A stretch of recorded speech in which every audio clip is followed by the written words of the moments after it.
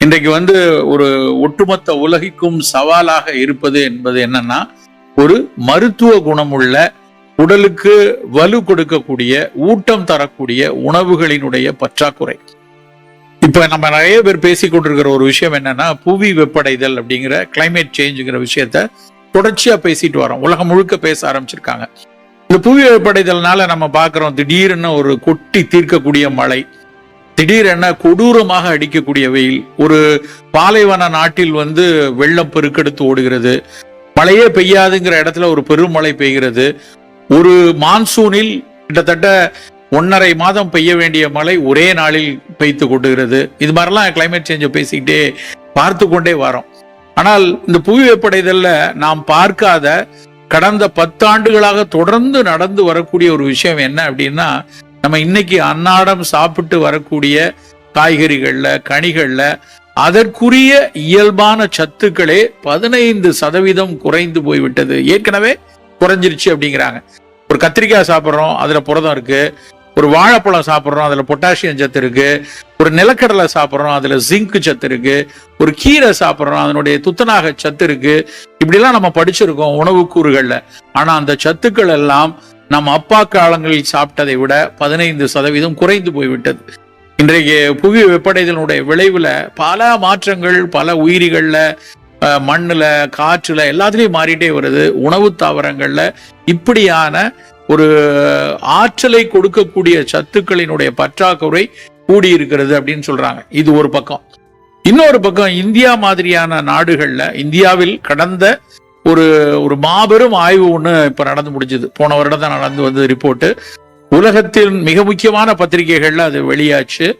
சென்னையை சேர்ந்த ஒரு மிகப்பெரிய மருத்துவர் 14 ஆண்டுகள் ஆய்ந்து அந்த ஆய்வு கட்டுரையை வெளியிட்டு இருக்காங்க. அந்த ஆய்வு கட்டுரையினுடைய முடிவு என்ன இருக்கு அப்படின்னா, நம்ம எல்லாருக்கும் தெரிஞ்ச விஷயம், ஆனா தெரியாத புள்ளி உரத்தோட வந்திருக்கு. தமிழ்நாடு, கேரளா, மகாராஷ்டிரா, பஞ்சாப் இப்படி பல மாநிலங்கள்ல சக்கரை வியாதி தலைவிரித்து ஆடிக்கொண்டிருக்கிறது. அவங்க என்ன சொன்னாங்கன்னா, முன்னாடி நாங்க படிக்கிற காலத்திலேயே 8-10% சக்கரை வியாதி எல்லா மக்களுக்கும் வயதானா வந்துருது அப்படின்னு படிச்சோம். ஆனா இன்னைக்கு என்ன சொல்றாங்க அப்படின்னா, 12% சர்க்கரை நோயாளிகள் நேரடியா இருக்காங்க. ஆனா கிட்டத்தட்ட அனதர் 15% எப்ப வேணாலும் சர்க்கரை வியாதியா மாறுவதற்கு தயாரான நிலையில இருக்காங்க. IGT அப்படிம்பாங்க, இம்பேர்டு குளுக்கோஸ் டாலரன்ஸ் இருக்கிறது இன்னொரு 15% அப்படின்னு சொல்லியிருக்காங்க. மௌனமாக வெளியே தெரிவிக்காம இரத்த கொதிப்பு 25% மக்களுக்கு, அதுவும் குறிப்பா எப்படின்னா, ஒரு ப்ரொடக்டிவ் ஏஜ் ஸ்பேன் பாங்க, ஒரு சமூகத்தில், ஒரு நாட்டில், ஒரு வீட்டில், ஒரு குடும்பத்தில் மாற்றத்தை விளைவிக்கக்கூடிய வயது அப்படின்னா ஒரு 25 வயசுல இருந்து 45 வயசு தான். இந்த வயதில் ஒரு மாபெரும் ஆற்றலை கொட்டித்தான் மக்கள் மாற்றங்களை கொண்டு வராங்க. அந்த ஆற்றல் உடைய மாற்றத்தை தரக்கூடிய அந்த மக்களுக்கு இந்த சக்கரை வியாதி, இரத்த கொதிப்பு மெல்ல மெல்ல மெல்ல பெருகி பெருக்கெடுத்து ஓடிக்கொண்டிருக்கிறது. அப்ப என்ன சிக்கல் அப்படின்னா, நம்ம ஒரு பெரிய கனவுகளோடு அந்த நாட்டை நகர்த்திட்டு வரோம் அப்படின்னா, அந்த கனவுகளை இயல்பாக நடைபெற வைக்கணும் அப்படின்னா ரொம்ப அடிப்படை அறிவை தாண்டிய அடிப்படை ஆரோக்கியம் தான். அப்ப ஆரோக்கியம் மிகச் சிறப்பாக அமைய வேண்டும் என்றால் இந்த சூழல் சரியாக இருக்கணும், உணவு சரியா இருக்கணும். இந்த உணவும் சுற்றுச்சூழலும் சரியாக இல்லாமல் ஒரு மனிதனால ஒரு ஆரோக்கியமான ஒரு எதிர்காலத்தை நோக்கி நகர முடியாது. இன்றைக்கு சக்கரை பெருக்கி ஓடுது, ரத்த கொதிப்பு கூடுது, இள வயதில் நடக்கக்கூடிய மாரடைப்புகள் நம்ம அப்பப்ப செய்தித்தாளில் பார்த்து விட்டு கடந்து போறோம். 35 வயதுல மரணம் அடைந்து விட்டார், நேற்று வரை மிகச்சரியா பணியாற்றி இருந்தவருக்கு திடீரென மாரடைப்பு அப்படின்லாம் நம்ம செய்தியை பார்க்கிறோம். அந்த நேரத்துல பதைக்கிறோம். அதுக்கப்புறம் இப்படிலாம் நடக்குது இல்லை அப்படின்னு சொல்லி நகர்ந்து போயிடுறோம். பெரிய அளவுல புற்றுநோய் கூடியிருக்கு. முன்னாடி எல்லாம் ஒரு செய்தியாக அந்த ஊர்ல ஒருத்தருக்கு புற்றுநோய் இருந்ததாம, நம்ம அலுவலகத்துல ஒருத்தர் இருந்தார் இல்லையா, அவருக்கு ஒரு புற்றுநோயா அப்படின்னு முதுமை காலத்தில் அவருக்கு வந்த நோயில புற்றுநோய் என்கிற விஷயம் ஒரு பேசு பொருளாக எங்கேயோ ஒரு இடத்துல இருக்கிறதை பத்தி இருந்தோம். இன்னைக்கு யோசிச்சு பாருங்க, ஒவ்வொருத்தர் வீட்டிலும் நம் மிக நெருக்கமாக, அணுக்கமாக புழங்கி கொண்டிருக்கக்கூடிய சக மனிதர்கள்ல பல பேருக்கு இந்த புற்றுநோய்கள் வருவதை பார்த்து கொண்டே இருக்கிறோம். பக்கத்து வீட்டுல, மாமா வீட்டுல, அத்தை வீட்டுல, நம் சகோதரர்ல, நம் தாய்க்கு, நம் குடும்பத்தாருக்குன்னு இந்த புற்றுநோய் கூடிக்கொண்டே வருது, பெருக்கெடுத்து ஓடுகிறது. நம்ம புற்றுநோய்க்கான சிறப்பு மருத்துவர்கள் பல பேரை பேசும்போது நான் அடிக்கடி கேட்பேன், 2 கேள்விதான் சார். மிகப்பெரிய அளவுல புற்றுநோயாளிகள் கூடியிருக்காங்களா, இல்லைன்னா நம்ம இப்பெல்லாம் முன்னறியே அதனுடைய அறிவு வந்ததுனால ஏர்லி டயக்னோசிஸ் இருக்கா, அதனால இந்த எண்ணிக்கை கூடுதலா தெரியுதா அப்படின்னா, பல அறம் சார்ந்த புற்றுநோய் மருத்துவர்கள் சொல்றது இல்ல சார், நோயே கூடியிருக்கிறது, முன்பு இருந்ததை விட மிகப்பெரிய அளவில் கூடியிருக்கிறது. அந்த நோய் கூடியிருக்கிறதுக்கான மரபணு ரீதியான காரணங்கள் வெறும் 15% தான். நல்லா தெரிஞ்சுக்கணும். அப்பாவுக்கு தாத்தாவுக்கு இருந்தது, எனக்கு வந்திருக்கு அப்படின்னா அதுக்கு 15% தான் காரணம். 87% பல புற்றுநோய்களுக்கான காரணம் உணவும் சுற்றுச்சூழலில் நடைபெற்ற மாசுக்களும் தான். குப்பை உணவும் சூழலின் மாசும் கேடும் தான் அந்த நோய் பெருகி இருக்கிறதுக்கான ரொம்ப அடிப்படை காரணம். நான் பல கூட்டங்கள் அடிக்கடி சொல்லிட்டு வர்ற விஷயம். நான் படித்து கொண்டிருந்த காலத்துல பெண்களுக்கு மார்பக புற்றுநோய் யாருக்கு வரும் அப்படின்னா 2 பதில் தான் இருந்தது. பாலூட்டாத, திருமணம் செய்ய முடியாத அந்த பெண்களுக்கு அவர்களுடைய முதுமையில மார்பக புற்றுநோய் வரும்னு படிச்சோம். நன்ஸ் அண்ட் நான் லாக்டேட்டிங் மதர்ஸ், இதுதான் ஆன்சர். ஆனா இன்னைக்கு எப்படி இருக்குன்னா, பாலூட்டி கொண்டு இருக்கிற 20 வயது 30 வயது பெண்களுக்கு இந்த புற்றுநோய் பெருகி இருப்பதை நேஷனல் கேன்சர் ரெஜிஸ்ட்ரி சொல்லி கொண்டிருக்கிறது.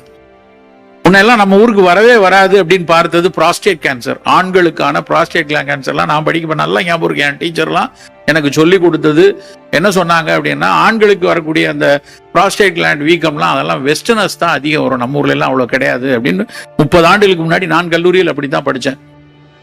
ஆனா இன்னைக்கு பெருகி வரக்கூடிய புற்றுநோய்கள்ல ரொம்ப முக்கியமான ஒண்ணுல இந்த ப்ராஸ்டேட் கேன்சர் இருக்கு. நம்ம சாப்பாடு மிகச்சிறப்பான சாப்பாடு, நம்ம எல்லாத்துலயும் இஞ்சி பூண்டு மஞ்சள் மிளகு நிறைய நல்ல பொருட்களை சேர்க்கிறோம், நம்ம குடல்ல புற்றுநோயே வராது அப்படின்னு படிச்சோம். நிறைய ஆர்டிகல்லாம் வந்துச்சு டைம்ஸ்ல, ரொம்ப நாள் முன்னாடி ஞாபகம் இருக்கு. Because of you are taking sambar we don't get colon கேன்சர்லாம் ஒரு ஆர்டிகல் வந்தது. சாம்பார்ங்கிறது சாதாரண சுவையான சாப்பாடு மட்டும் இல்லை, அது சத்தான சாப்பாடு, அதுல சேர்க்கக்கூடிய மசாலா பொருட்கள் பல விஷயங்கள் குடலுக்கு நல்லது அப்படிலாம் படிச்சோம். ஆனா இன்னைக்கு என்ன நடக்கு அப்படின்னா, கோலன் கேன்சர் கூடிக்கொண்டிருக்கிறது, குடலில் வரக்கூடிய புற்றுநோய் கூடிக்கொண்டிருக்கிறது. ஒரு பக்கம் நம்முடைய வயோதிகம் கூடுவது ஒரு காரணம் தான். வயோதிகத்தில் புற்றுநோய் வருவது அதிகம். நமக்கு இன்னைக்கு முதுமை கொஞ்சம் கூடி இருக்கு. நம்ம சொந்த அடையும் போது 39 வயது தான் அதிகபட்ச சராசரி ஆயுட்காலமா இருந்துச்சு. இன்னைக்கு 72 வந்துட்டோம். அந்த முதுமை வரும்போது வர்றதுதான் சாத்தியம்தான் அப்படின்னு சில பேர் சொல்றாங்க. ஆனா முதுமையில் பல நாடுகள்ல முதியவர்கள் இருப்பது போல ஆரோக்கியமாக நம் முதியவர்கள் ஏன் இல்லை? நம் முதியவர்கள் என்றால் அது மருத்துவமனையில் தஞ்சம் இருக்கக்கூடிய நாடாக நாம் மாறணுமா அப்படிலாம் நமக்குள்ள இருக்கக்கூடிய மிக முக்கியமான கேள்வி. இந்த கேள்விகளுக்கெல்லாம் நாம் இன்றைக்கு எடுக்க வேண்டிய மிக முக்கியமான ஒரு கரிசனம், மிக முக்கியமான மெனக்கெடல், உணவில் மிக சத்தான உணவுகளை தேர்ந்தெடுத்து சாப்பிடுவதும் குப்பை உணவுகளை தவிர்த்து ஒழிப்பதும் தான் முதல் கட்டாய தேவை. முன்னாடிலாம் அது ஒரு சாய்ஸா இருந்தது, இன்னைக்கு அது பேண்டிட். இன்னைக்கு நம்ம அதை தவிர்த்தோம்னா நம்ம சிக்கல்ல மாட்டிடுவோம். பல நேரங்களில் திரும்ப திரும்ப சொன்னோம், இந்த வெள்ளை சர்க்கரை வேண்டாம், இந்த வெள்ளை சர்க்கரை எவ்வளவு ஆபத்து, உப்பை மிகப்பெரிய அளவுல குறைக்கணும், பால் அவசியம் இல்லை, மிகப்பெரிய அளவுல அந்த மைதா பரோட்டாக்கள் தேவையில்லைன்னு திரும்ப திரும்ப தந்து சந்தாக போய் பேசி கொண்டிருந்தோம். ஏன்னா அத்தனையுமே இந்த நோய் கூட்டங்களை உருவாக்குவதற்கான ஒரு சாத்தியமாக இருந்து கொண்டிருப்பதனால அந்த வகையில பல சாத்தியங்கள் இன்னைக்கு நான் சொன்ன மாதிரி கிளைமேட் சேஞ்சில் ஒரு நல்ல உணவுக்கான தேடல் பெரிய அளவுல இருக்கு. நோய் கூட்டங்கள் பெருகி இருக்கும் போது நல்ல உணவுக்கான தேடல் பெருகி கொண்டே இருக்கிறது. என்னிடம் நோயராக வரக்கூடிய பல பேரும் கேட்கிறப்ப மருந்து ஒரு 10-20% எழுதும் போதே 80% அவர்கள் கேட்பது மருந்துகள் ஒரு பக்கம் இருக்கு சார், என் குழந்தைக்கு என்ன கொடுக்கணும் நான் சாப்பிட்றதுக்கு, என் பிள்ளை அடிக்கடி சளி இருமல் பிடிக்குதான், சளி இருமல் பிடிக்காம இருக்கிறதுக்கு என்ன உணவு கொடுக்கலாம், இந்த கேள்விதான் தினம் தினம் நாம் சந்திக்கக்கூடிய பல்வேறு நோயர்களும் கேட்கிறது. என்னுடைய தகப்பனாருக்கு இப்படியான நோய் வந்திருக்கு, எனக்கு சர்க்கரை வரக்கூடாது, என் தாய்க்கு மார்பக புற்று வந்திருக்குது, என்னுடைய திணைப்பையும் கருப்பையும் நான் பாதுகாப்பாக வைத்துக் கொள்வதற்கு என்ன செய்யணும்? இந்த கேள்வி ஒவ்வொரு வீட்டிலும் கேட்கப்படக்கூடிய கேள்வி. அந்த கேள்விக்கான பதிலுக்கு தேடலுக்கு முதல் விஷயம் இந்த மாதிரி நல்ல உணவுகளை கொண்டு வருவதுதான். அதுல நம்ம விளைவிக்கக்கூடிய காய்கறிகள், கீரைகள், பழங்கள் எல்லாவற்றிலும் இப்படியான ஒரு சத்தான உணவுகளை எடுத்து வருவது மூலமாக ஒரு எதிர்கால சமுதாயத்தை நாம ரொம்ப அழகா காப்பாற்ற முடியும். நம்ம நாட்டில் இல்லாத வளம் இல்லை. இங்க இருக்கக்கூடிய எத்தனை காய்கறிகள், எத்தனை கீரை, எத்தனை பழம், வெளிநாட்டு காய்கறிகளையும் வெளிநாட்டு பழங்களுக்கும் ஒரு பெரிய அறிவியல் டேக் போட்டு இங்க விற்கிற மாதிரி நம்ம ஊர் காய்கறிகள்ல இல்லை. நான் பல நேரத்துல பார்த்திருக்கிறேன். கலிபோர்னியால இருந்து ஒரு பிளாக் பெரி, ப்ளூ பெரி, அது காய்ந்த அந்த ப்ளூபெரி பிளாக்பெரிய ஒரு 100 கிராம் டப்பாவை 425 ரூபாய்க்கு சென்னையில ஒரு கடையில வாங்கிட்டு வராங்க.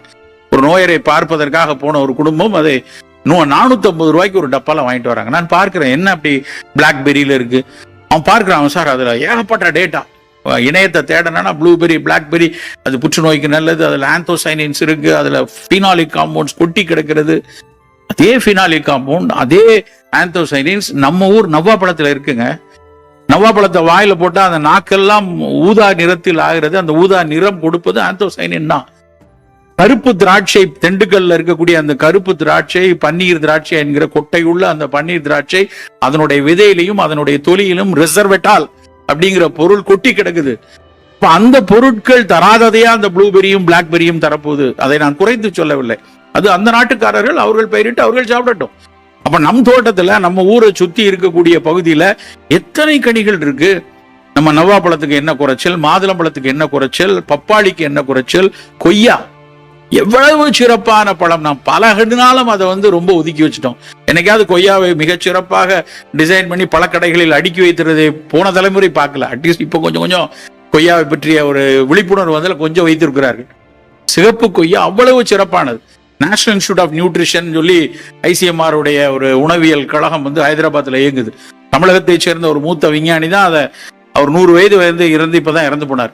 அந்த 100 வயதை கொண்ட அந்த கோபாலனுடைய முயற்சினாலதான் அந்த நேஷனல் இன்ஸ்டிடியூட் ஆஃப் நியூட்ரிஷன் வந்தது. அவர் அதுல ஒரு புத்தகம் போட்டாங்க. அந்த நேஷனல் இன்ஸ்டிடியூட் ஆஃப் நியூட்ரிஷன் போட்ட புத்தகத்துல பழங்களில் மிகச்சிறப்பான பழம் என்று பட்டியலிட்டு சொன்னதுல ஸ்ட்ராபெரியோ, ப்ளூபெரியோ, பிளாக்பெரியோ வரல, கொய்யா தான் வந்துச்சு.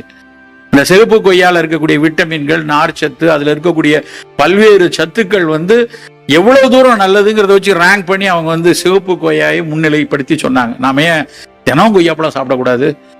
தினம் சில பேர் அன்னைக்கு ஒரு நாள் சொன்னாங்க, ஒரு நண்பர் என்கிட்ட ரொம்ப சொன்னார், சார் நீங்க எல்லாம் கொய்யான்னு பேசி கொய்யாலாம் ரொம்ப விலை கூடிருச்சு சார். என்ன விலை கூடிருச்சு? கொய்யாப்பழம் இன்றைக்கு என்ன 1 கிலோ 500 ரூபாய்க்கு விற்கிறார்களா? இன்னைக்கும் கொய்யாப்பழம் அதிகபட்சம் 50 ரூபாய் 60 ரூபாய் தான் வருது. நான் வேதனைப்படுகிறேன். கொய்யாப்பழம் 150 ரூபாய்க்கு வரட்டுமே. வாஷிங்டன் ஆப்பிள் 250 ரூபாய்க்கு விற்கும் போது நம் கொய்யாப்பழம் ஏன் 250 ரூபாய்க்கு விற்க கூடாது?